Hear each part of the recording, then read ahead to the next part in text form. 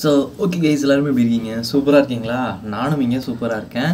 So இன்றைக்கி என்ன சூப்பரான வீடியோ அப்படின்னு பார்த்தீங்கன்னா, நம்ம ஏர்டெல்லோட நிறைய எக்ஸ்ப்ளனேஷன் வீடியோ நிறைய பேர் கேட்டிருந்தீங்க.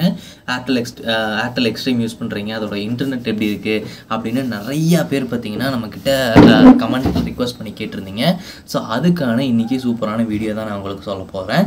ஸோ ஆல்ரெடி நான் பார்த்தீங்கன்னா வீடியோ எடுத்து ஷூட் பண்ணி எடிட் பண்ணி வச்சுட்டேன். அதுக்கப்புறம் சரி தூங்கிட்டு போட்டுக்கலாம் அப்படின்னு சொல்லி பார்க்கும்போது ஃபைலை காணோம். ஃபைல் ஃபுல்லாக டெலீட் ஆயிடுச்சு. எப்படா டெலீட் ஆகும் அப்படின்னு எனக்கும் தெரியல, பட் டெலீட் ஃபுல்லாக ஆயிடுச்சு. ஸோ அதனால் மறுபடியும் எடுக்கிற வீடியோ. ஸோ ஏர்டெல் எக்ஸ்ட்ரீம் வந்து அதாவது நான் இங்கே வீடு ஷிஃப்ட் ஆனதுக்கப்புறம் ஃபர்ஸ்ட் ஆஃப் ஆல் என்கிட்ட கேட்ட, அதாவது கால் பண்ணி நான் வந்து கூப்பிட்றேன் ஏர்டெல் எக்ஸ்ட்ரீமுக்கு, வாங்க ப்ரோ வந்து செட் பண்ணி கொடுங்க ப்ரோ அப்படின்னு சொன்னப்போ அவங்க வந்து ஓகே ப்ரோ வந்துடுறோம் அப்படின்னு சொல்லிட்டு ஒரு 5 to 10 minutesல வந்துட்டு அவங்க வந்து பிளான்லாம் எக்ஸ்பிளைன் பண்ணாங்க. நான் எனக்கு 40 Mbps போதும் ப்ரோ அப்படின்னு சொல்லி என்னோட தேவைக்கு நான் வந்து 40 Mbps சூஸ் பண்ணிக்கிட்டேன். அது பார்த்தீங்கன்னா 499 அப்படின்ற ப்ரைஸில் வரும். அண்டு அது வந்து 6 months ஃபஸ்ட் நீங்கள் கட்டணும் ப்ரோ அப்படின்னு சொல்லி சொல்லுவாங்க. ஸோ எல்லா சைட்லேயும் சொல்கிற மாதிரி தான். எடுத்தோடனே நீங்கள் வந்து டோட்டலாக ஒரு 6 மாதத்துக்கு பே பண்ணிட்டீங்கன்னா பிரச்சனை இருக்காது அப்படின்ற மாதிரி சொன்னாங்க. சரி ப்ரோ அப்படின்னு சொல்லிட்டு எவ்வளோ அப்படின்னு கேட்டப்போ அரௌண்டு 3600 to 4000 அப்படின்ற மாதிரி சொன்னாங்க. ப்ரைஸ் கரெக்டாக ஞாபகம் இல்லை. 3600 to 4000 அந்த ப்ரைஸில் இருந்துச்சு. ஓகே ப்ரோ அப்படின்னு சொல்லிட்டு நானும் கட்டிட்டேன். ஏன்னா 600 அப்படின்ற ஒரு இது வரும். ஏன்னா 499 500 ப்ளஸ் 100 டேக்ஸ் அப்படின்ற சைடில் வந்துச்சுன்னா 599 அப்படின்னு வந்துடும். அப்படி வந்துச்சுன்னா கால்குலேட் பண்ணி பாருங்கள். 6 மாதத்துக்கு 3600 4000 அந்த மாதிரி ரவுண்ட் ஆஃபாக வரும். சரி ப்ரோ ஓகே கொடுங்க அப்படின்னு சொல்லிட்டேன். ஓகே அவங்களும் வந்து இது கொடுத்துட்டாங்க, இன்டர்நெட், அதாவது அக்கௌண்ட் க்ரியேட் பண்ணி கொடுத்துட்டாங்க. அவங்க என்ன சொன்னாங்கன்னா, ப்ரோ சாயந்தரம் பார்த்தீங்கன்னா டீம் வந்துடுவாங்க, டீம் வந்த உடனே உங்களுக்கு வந்து இன்ஸ்டாலேஷன் பண்ணி கொடுத்துருவாங்க அப்படின்னு சொன்னாங்க. சரி ப்ரோ ஓகே அப்படின்னு சொல்லிட்டு, ஏன்னா அன்றைக்கி நான் இன்டர்நெட் கட் பண்ணுறேன், அதாவது பழைய இன்டர்நெட் இருந்துச்சு, அதை கட் பண்ணிட்டு ஏர்டெல் போடுறேன் அப்படின்னா எனக்கு வந்து என்னோடய கேமராஸு, என்னோடய வீட்டில் இருக்க எல்லா ஒய்ஃபையோட லைட்ஸும் வந்து இன்டர்நெட்டில் தான் ஆக்சஸ் ஆகிட்டு இருக்குது. ஸோ அதனால் எனக்கு கண்டிப்பாக வேணும் ப்ரோ அப்படின்னு சொன்னேன். சரி அவங்களும் என்ன சொன்னாங்க, ஓகே ப்ரோ கண்டிப்பாக உங்களுக்கு வந்து வந்துடும் அப்படின்ற மாதிரி சொன்னாங்க. அதுக்கப்புறம் பார்த்தீங்கன்னா சாயந்தரம் ஆச்சு. சாயந்தரம் நான் ஃபோன் பண்ணி கேட்குறேன், என்ன ப்ரோ யாருமே வரல. 5:30 மணிக்கு ஃபோன் பண்ணி கேட்குறேன், யாருமே வரல அப்படின்னு சொல்லிட்டு கேட்டப்போ அவங்க ப்ரோ தெரில ப்ரோ, நான் வெறும் அக்கௌண்ட் க்ரியேட் பண்ணுறவன் தான், இன்ஸ்டாலேஷனுக்கு வேறு டீம் இருக்காங்க. சரி இருங்க ப்ரோ நான் கேட்டு சொல்கிறேன் அப்படின்னு சொன்னாங்க.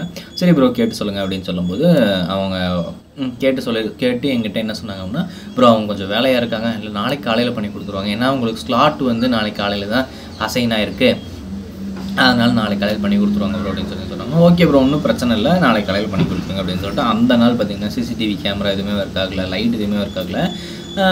லைட் எதுவுமே ஒர்க் ஆகலைன்னா ஒய்ஃபைல கனெக்ட் பண்ணாமல் இருந்துச்சு. ஸோ அதனால் ஹாட்ஸ்பாட் யூஸ் பண்ணி அந்த மாதிரி யூஸ் பண்ணிகிட்டு இருந்தேன். ஓகேவா.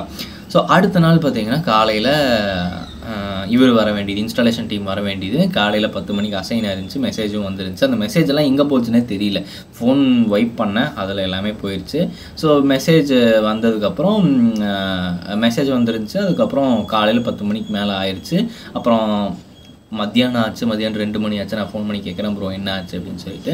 அப்போ வந்து அவரோட நம்பர், அதாவது யார் இன்ஸ்டாலேஷன் பண்ணுறாங்களோ அவங்களோட நம்பர் கொடுத்தாங்க.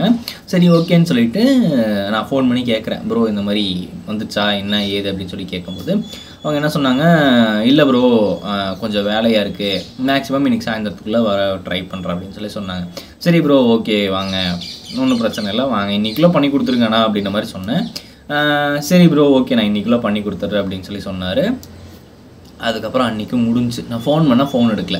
அதுக்கு அடுத்த நாள், அதாவது அக்கௌண்ட் ஓப்பன் பண்ணி 2 நாளுக்கு அப்புறம் காலையில் நான் ஒரு 10 மணிக்கு கூப்பிட்டேன். ஏன்னா 10 மணிக்கு கூப்பிட்றது தான் கரெக்டான டைம்னு சொல்லிட்டு 10 மணிக்கு கூப்பிட்டேன்.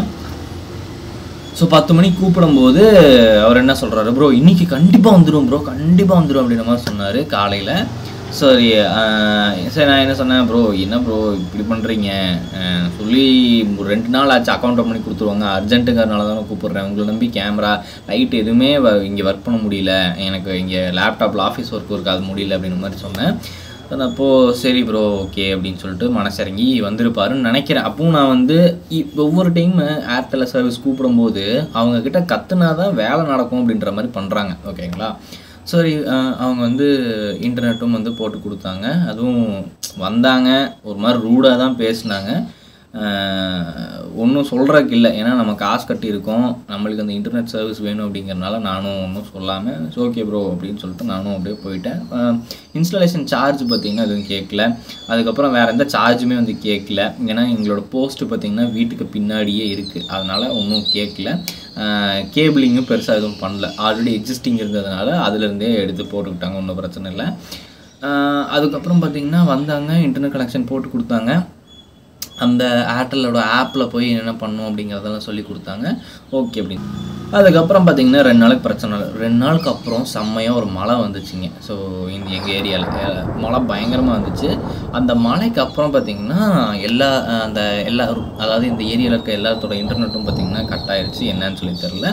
ஸோ நான் என்ன பண்ணேன், உடனே வந்து சர்வீஸ் ரிக்வெஸ்ட், அதாவது இந்த சர்வீஸ் ரிக்வெஸ்ட் இருக்கும் இல்லையா, இந்த ஆப்பில் போய் ஹெல்ப் பட்டன் கிளிக் பண்ணால் சர்வீஸ் ரிக்வெஸ்ட் வரும். ஸோ அதை பண்ண சொன்னாங்க. சர்வீஸ் ரிக்வெஸ்ட் கிளிக் பண்ண டிக்கெட் ரைஸ் ஆச்சு. அந்த நாள்லேருந்து அதுக்கு அடுத்த நாள் காலையில் 11 மணிக்கு பார்த்திங்கன்னா அசைன் ஆயிருந்துச்சு அந்த டாஸ்க்கு. ஸோ ஓகே அப்படின்னு சொல்லிட்டு நான் வெயிட் பண்ணிட்டுருந்தேன். ஸோ அதே மாதிரி அந்த நாள் சாயந்தரம் சரி அட்லீஸ்ட் கூப்பிடுவாங்க அப்படின்னு நினச்சேன். பட் யாரும் கூப்பிடல அந்த நாள் சாயந்தரம். சரி அதுக்கு அடுத்த நாள் காலையில் ஒர்க் பண்ணியிருக்கணும் இல்லையா, ஆனால் அவங்க அந்த ஒர்க்குக்கு வரவே இல்லை.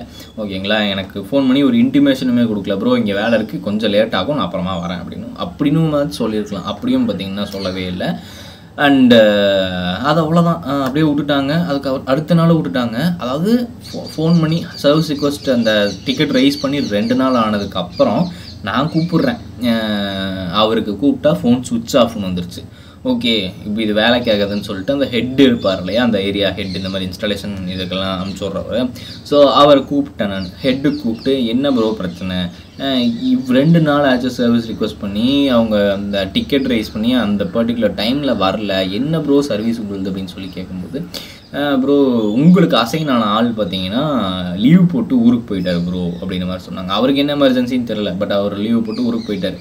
ஸோ அப்போ நான் அவர்கிட்ட வந்து இது நியாயமா ப்ரோ அப்படின்னு சொல்லி அவர்கிட்ட ரொம்ப நேரம் பேசினேன், ஒரு 1/2 மணி நேரம் கிட்டே பேசினப்போ அவர் சுச்சுவேஷனை புரிஞ்சுட்டு ஓகே ப்ரோ நான் உங்களுக்கு வேறு யாராவது அனுப்பிச்சுட்றேன் அப்படின்னு சொல்லியிருந்தார்.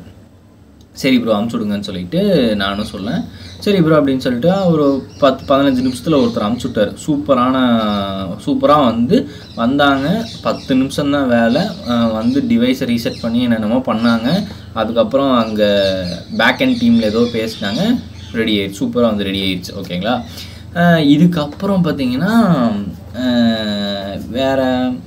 இதுக்கப்புறம் பார்த்தீங்கன்னா அந்த வந்த 2 பேர் என்ன சொன்னாங்க, எஸ்எஸ்ஐடி எதுக்கு ப்ரோ 2 இருக்குது, 1 தான் இருக்கணும், ஒன்லியே 2.4Gயும் 5Gயும் இன்டெகிரேட்டடாக இருக்கும், இதுக்கு ப்ரோ 2 இருக்குது அப்படின்ற மாதிரி கேட்டாங்க. தெரில ப்ரோ, ஃபஸ்ட் இன்ஸ்டால் பண்ணவர் என்னமோ சொன்னார், இதெல்லாம் ஆப்பில் போய் அந்த வைஃபை நேம் மாற்ற சொன்னார், மாற்றினேன், அவ்வளோதான்.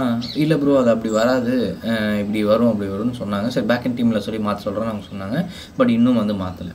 ஸோ ஓவராலாக ஒரு ஏர்டெல் இன்டர்நெட் கனெக்ஷன் எடுக்கிறீங்க அப்படின்னா நீங்கள் சரௌண்டிங்ஸில் யாராவது ஏர்டெல் எடுத்திருக்காங்களான்னு கேளுங்க. யார்கிட்டையுமே பேசாதில்ல ப்ரோ அப்படின்னா ஏர்டெல் எடுக்கிறீங்கன்னா தயவு செஞ்சு போய் எல்லாத்துக்கிட்டையும் பேசி அவங்கக்கிட்ட கேட்டுக்கோங்க. ஏன்னா ஏர்டெல் சர்வீஸ் வேறு லெவல் ஃபஸ்ட்டு லெவல் சர்வீஸில் இந்த ரேங்கிங் எடுத்தோம்னா ஃபஸ்ட்டு ஏர்டெல் தான் நிற்கும். ஓகேங்களா, எனக்கு ஜியோ எப்படின்னு சொல்லி தெரில, எல்லாம் ஜியோ போடுங்கன்றாங்க, அடுத்து ஜியோ ட்ரை பண்ணி பார்ப்பேன் அப்படின்னு. ஓகேங்களா, வீடியோ பிடிச்சிருந்துச்சுன்னா மறக்காமல் லைக் கமெண்ட் ஷேர், மறக்காமல் சப்ஸ்கிரைப் பண்ணுங்கள். மீண்டும் அடுத்த வீடியோவில் உங்களுக்கு சூப்பராக சந்திக்கிறேன். அது வரைக்கும் தேங்க்ஸ், பை கைஸ்.